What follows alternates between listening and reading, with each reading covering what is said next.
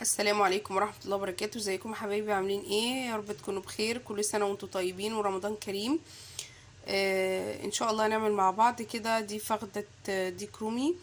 هنشوف هنعملها ازاي ونعمل لها تتبيلة حلوة قوي. طعمها مش عايزة اقول لكم هتبقى يعني فظيعة فظيعة وحلوة قوي. يلا بقى استاذنكم تحطوا لايك دلوقتي الفيديو وتشتركوا في القناة وتفعلوا الجرس لو انتوا لسه جداد عندي.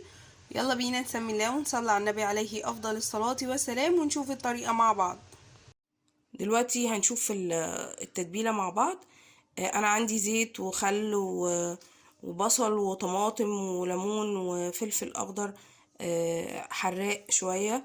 عندي الصلصة، عندي خلطة المشاوي دي.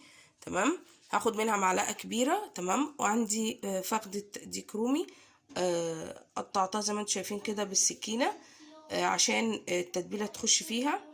خلاص، هجيب الخلاط حطيت فيه حوالي 4 فصوص من الثوم المهروس.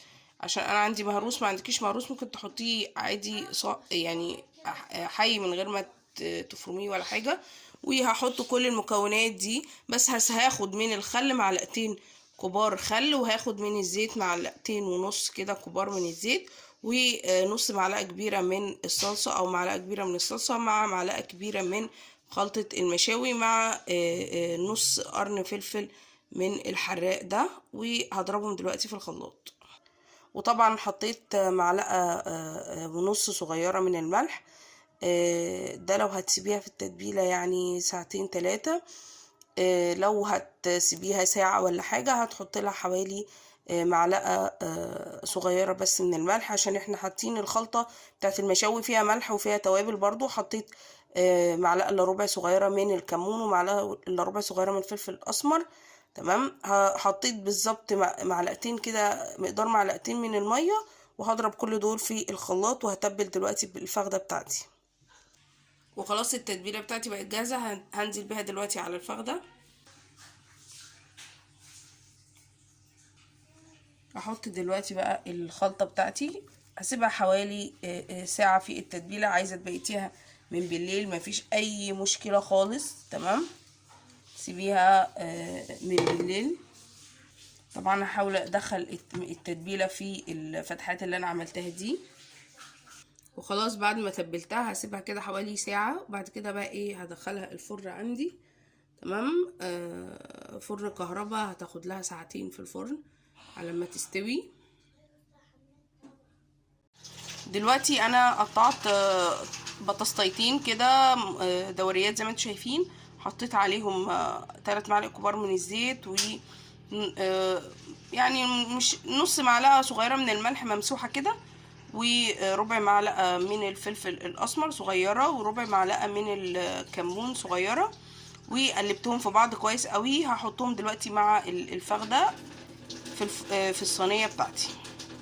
حطيت مسحة كده من الزيت كده في الصينية بتاعتي. هبتدي ارص البطاطس. رصيت البطاطس خلاص في الصينية بتاعتي. هبتدي بقى ايه اشيل التتبيلة من الفخدة. هشيل منها التتبيلة على قد ما اقدر، وهحطها فوق البطاطس دلوقتي وادخلها الفرن.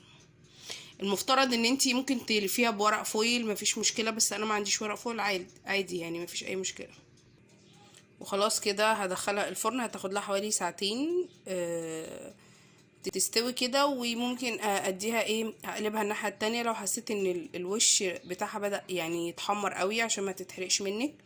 خلاص، وهنرجع دلوقتي هنشوفها لما نطلعها من الفرن. وده شكلها يا جماعة بعد ما طلعت معانا من الفرن. هحطها كده واحطها اقدمها في طبق كويس، واطلع البطاطس. طبعا هي بتعمل لسوعة بسيطة كده عشان بس الخلطة اللي احنا عملناها، الطماطم التحميرة الزيادة. تمام، ودي الفخدة بتاعتنا بعد ما قدمناها. طعمها جميل قوي، هتعجبكم ان شاء الله. اتمنى بقى ان انتوا ما تنسونيش باللايك والاشتراك في القناة وتفعلوا الجرس. مش عايزه اقول لكم ريحتها قلبة الدنيا ازاي في الشقة. اتمنى بقى ان شاء الله الطريقة بتاعتي تعجبكم، وكل سنة وانتم طيبين، والسلام عليكم ورحمة الله وبركاته.